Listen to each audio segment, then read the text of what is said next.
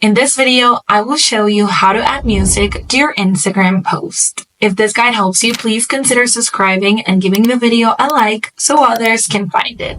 So you probably know that adding music to your Instagram post can make it really engaging, and it can actually boost the engagement of your post. I'm going to quickly show you how to do it. So the first thing you're going to do is open up Instagram and select the plus icon that you see at the bottom, and add the pictures or the pictures that you want to post to Instagram. Then we're going to go ahead and tap on next. In most cases, Instagram is even going to suggest a music to your post. You're going to see it right here at the top.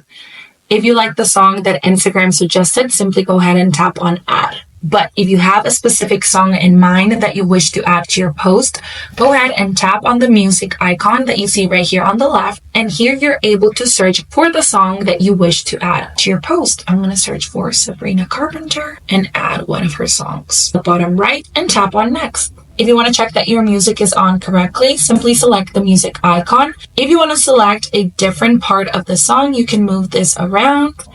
And that's it. Now your picture is ready to be posted on Instagram. Hope that helped.